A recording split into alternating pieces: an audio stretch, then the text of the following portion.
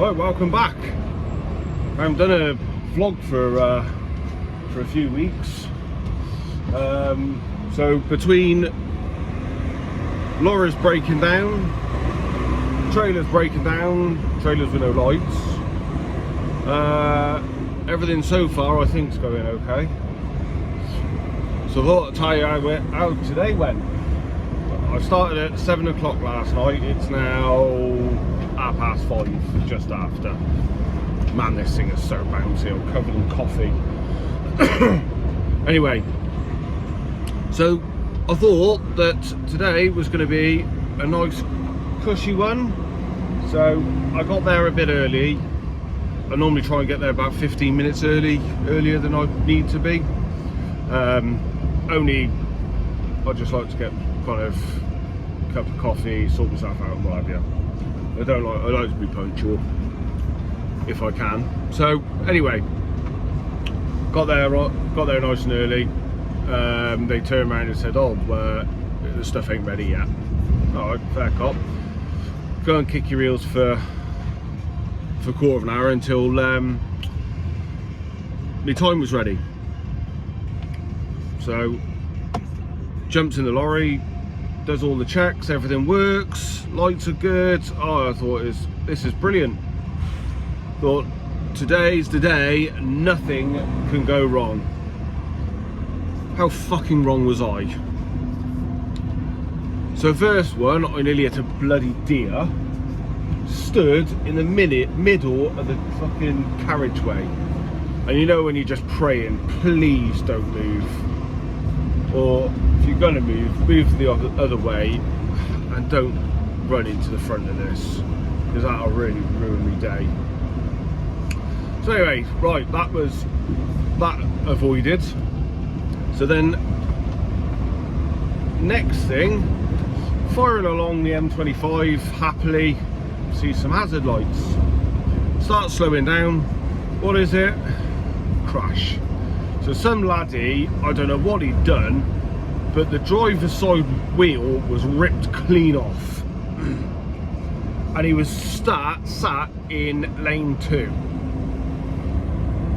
So as per everybody else nowadays, just drives round kind of, fuck it, I'm in a rush. And I know I should be in a rush because I got stuff to do,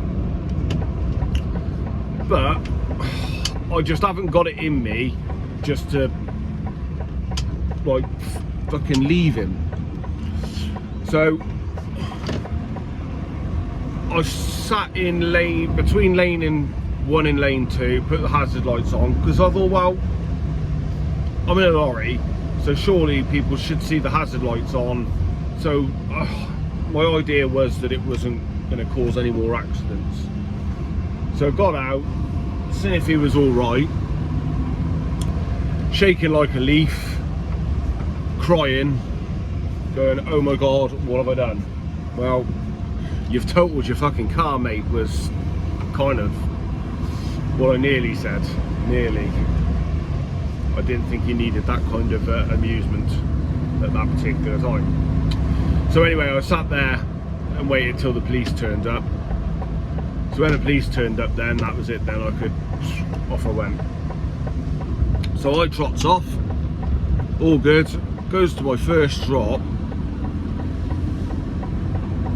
and I'll tell you, you'd never have found it, never in a million years. So the picture that I've got is nothing like the picture that I kind of,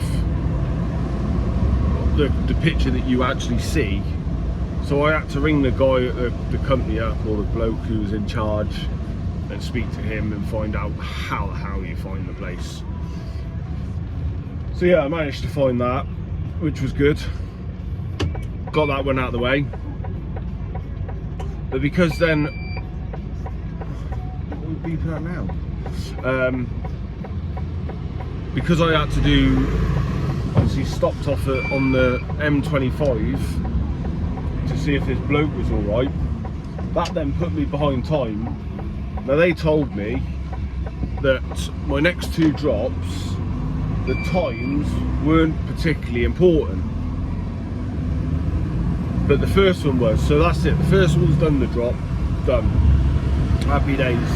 So trundles off to the next one, to this market. I'll tell you what, London is not for me. There is just people everywhere. It's like 2-3 o'clock in the morning and there's still people bloody buzzing about. What is going on with these people? Do they not have a bed to go to?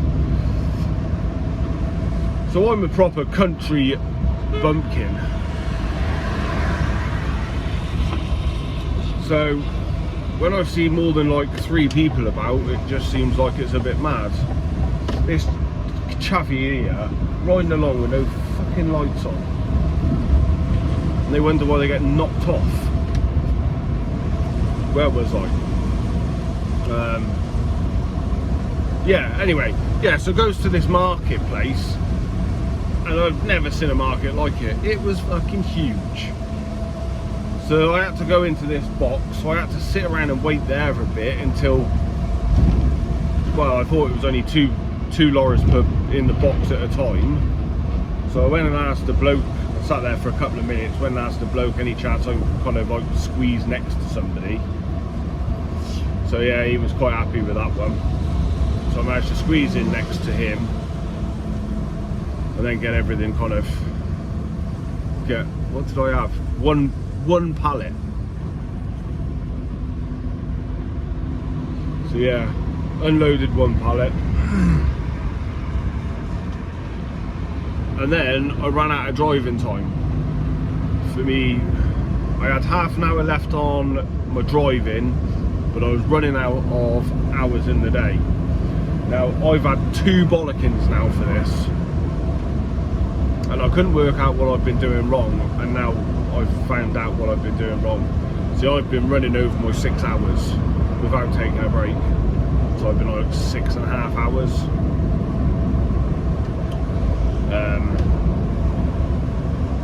So I thought I was signing one yesterday for one I'd done previously, but I must have done the same again.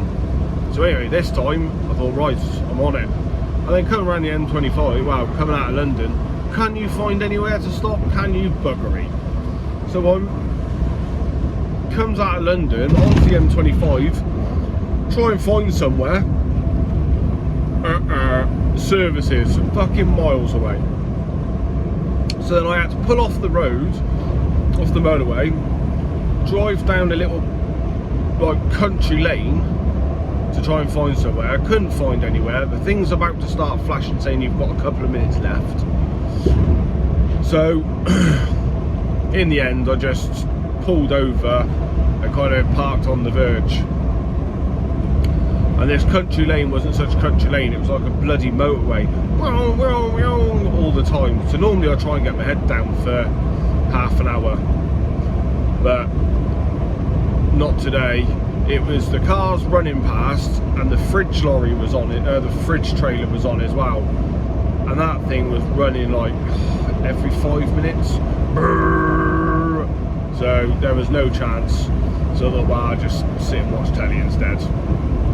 I'll have some sleep when I get home. So yeah, so far we're doing all right.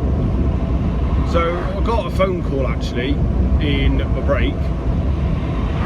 So they said, how long are you going to be? I said, well, I've got 10 minutes left in my break, and I've got just over half an hour to get there.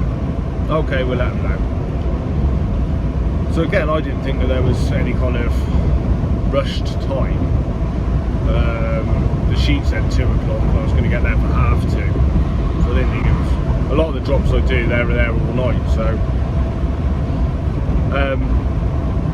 So I got there, and the bloke has buggered off home.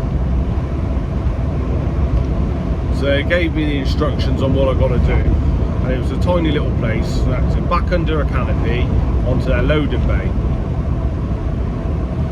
Now, luckily, very luckily, the woman in the office, when I spoke to her and said, oh, there's nobody here, she said, when you go under there, under the canopy, you need to drop all the air out of the trailer, and you have to lift the suspension up on the unit, because otherwise you'll hit it. So luckily, that's what I'd done. And because I'd rung the bloke, he tried ringing me back, but I was already messing about then. So he'd sent me a text message saying, don't hit the bridge, don't hit the roof. And bloody bridges and what have you scare the shit out of me anyway. Every time I come to a bridge, I shit myself. I think, fuck, am I going to fit? Even when I can see the numbers. I know what my numbers are, I know what the bridge numbers are, but it doesn't matter. As soon as I get to it, I think, oh no, please don't hit it. So anyway, that's pretty much how it's gone. So yeah, I ended up unloading all that stuff myself, put all their empties in, and away I trundled on home. So now I'm pretty much back.